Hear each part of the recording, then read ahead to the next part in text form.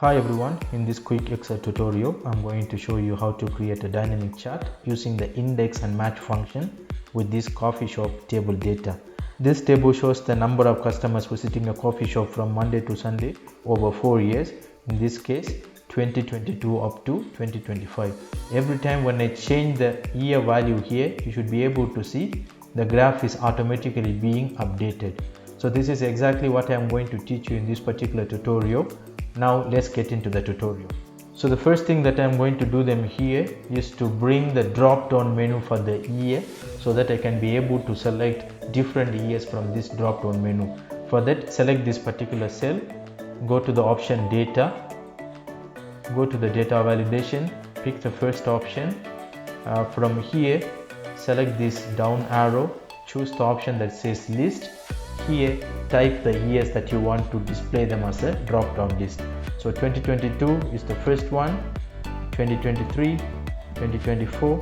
My table ends at 2025, so I'm going to click OK here.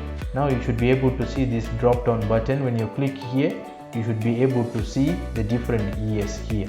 I hope this makes sense.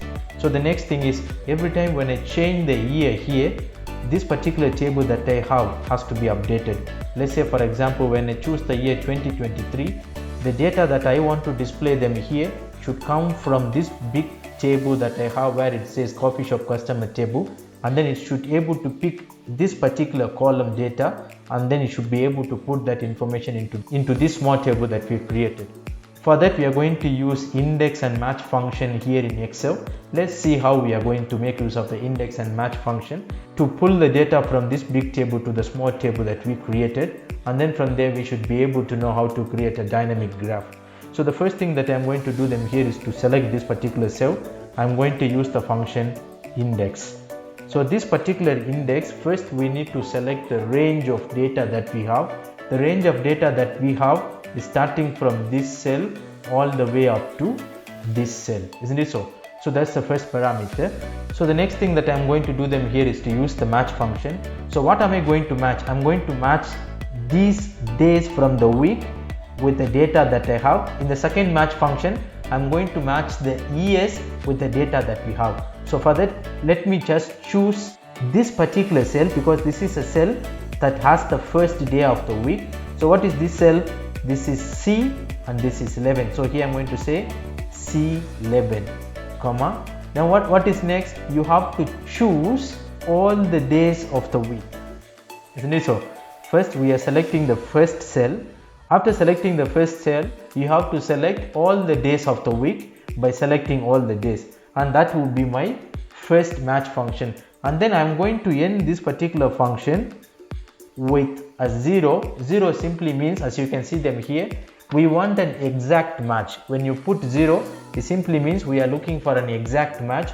When you put 1, we are looking for a less than value. When you put -1, we are looking for a greater than value. In this case, we need an exact match, so we are going to go with the value 0. That will be my first match function. Then I'm going to have the next match function.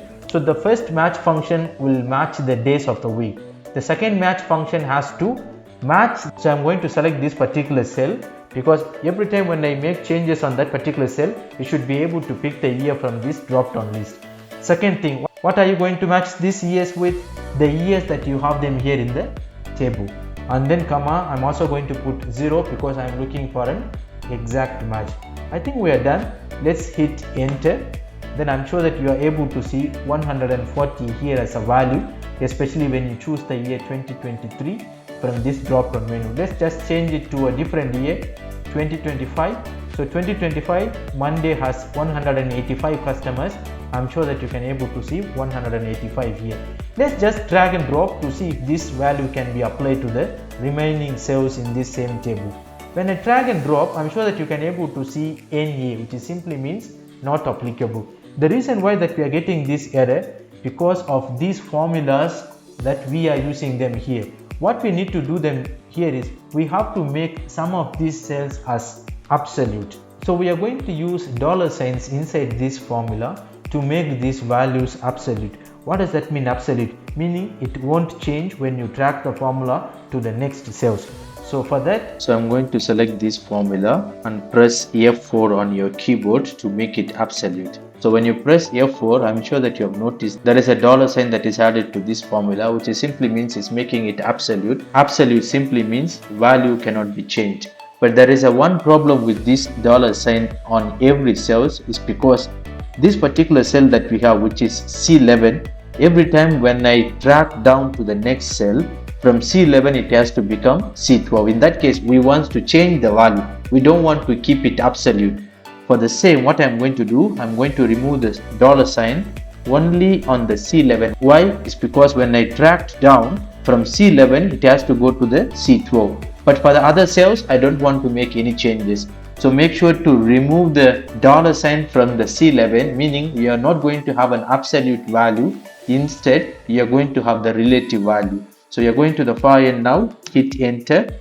Now go here and just drag the values. So now this data is for the year 2025. Let's say for example, I'm going to change the year to 2024. Now I'm sure that you are able to see the data for 2024. Now what is next? We need to bring in a graph to see whether we are able to dynamically change the value of that graph. By selecting this particular table that we created, go to insert, select the type of graph that you want to have. In this case, I want to have the insert bar chart. I want to select this one.